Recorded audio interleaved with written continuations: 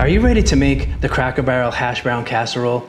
With just a few basic ingredients, we're gonna make something so delicious, so cheesy. It's one of my favorite all-time comfort food side dishes. Enough talk, let's get into it and let's go cook something. The first thing we're gonna wanna do is get your oven set to 350. We're gonna get a bowl. We're gonna get our hash browns. All of the recipe, instructions, ingredients, everything is down below in the description. So if you need to go back and check it out, but it's super easy.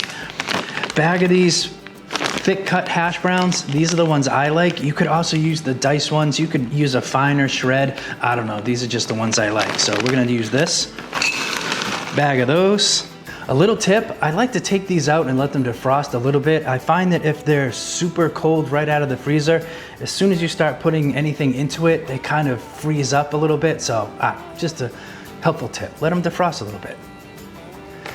So right into our potatoes, we're gonna use a cup of sour cream. It's gonna look something like, I don't know, something like that. We're gonna use a can of cream of chicken soup, condensed. If you notice, on every can of Campbell's chicken soup, it has like this gold seal on it. There's a big story behind it. I saw it on one of those shows, The Food That Changed America. I think it was on the Discovery Channel.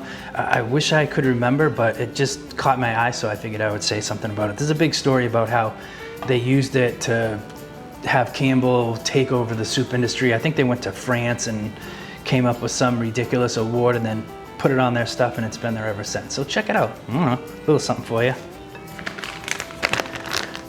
Bunch of shredded cheddar cheese. I like to use sharp cheddar for this. You could also use mild cheddar. You could also stop wondering why I pronounce cheddar the way I do. I live up here in Massachusetts. It's how we say cheddar. Cheddar? Cheddar. Now we've also got some cheese set aside. This is Colby Jack. We're gonna set this aside because we're gonna put this on top. So now we got all of our ingredients in here. I'm just gonna give this a quick little toss. I've switched over to a wooden spoon because I find it a little bit easier.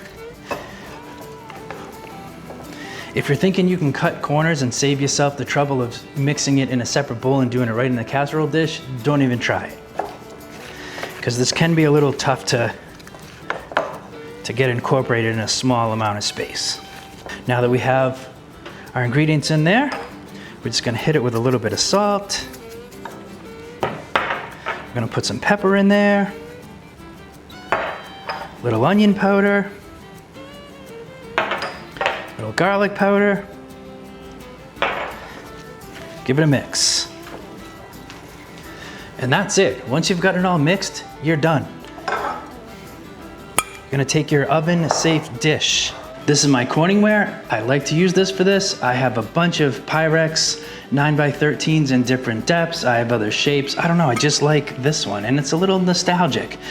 Corningware, I don't know. If you're less than 50 years old, you may not even know what this is.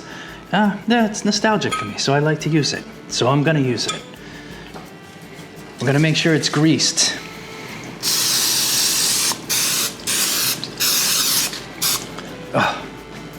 Sprayed with this stuff. We're just gonna get our mixture out of our bowl. We're gonna get it into our casserole dish.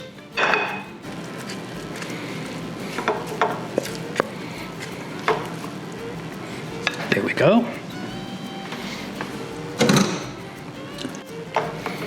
We're gonna flatten this down, make sure we don't have any spillage and overflow. Yeah.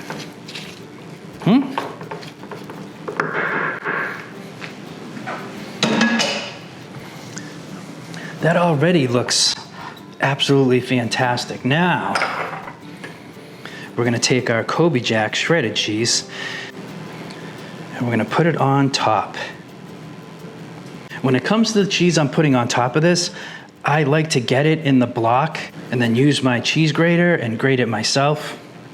I think it gives it a much better melt to it. That's it. That's all you gotta do. I'm gonna go ahead and get this into the oven. You're gonna go ahead and click that like and subscribe button, and then we'll be right back.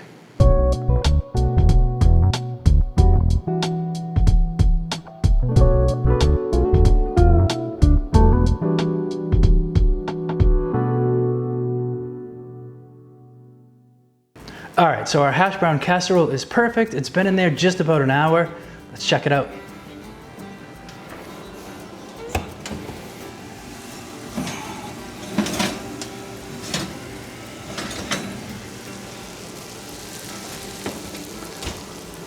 Oh my goodness, look at that. Oh, you can hear the sizzle. You can see the brown crispiness of the cheese on top. Now, I'm extremely impatient, but I know that this thing is like lava. So I'm gonna let this sit for about 5-10 minutes, and then we're gonna check it out. Well, I think we've done it. Cracker Barrel Hashbrown Casserole. Holy smokes. This looks absolutely delicious. I've let it cool down a little bit. I'm gonna take a look at this. Oh. Still really hot, but I am not gonna wait. Oh, crispy cheese on the bottom, crispy cheese on the top. Oh my Lord. Slide it on over. Look at that. It's just the perfect side dish. And how easy was that? How simple was that? It doesn't take very long. Ingredients, super easy. I love taking restaurant items and then just tweaking them a little bit. Oh, whew, that is smoking hot. Well, let's try it.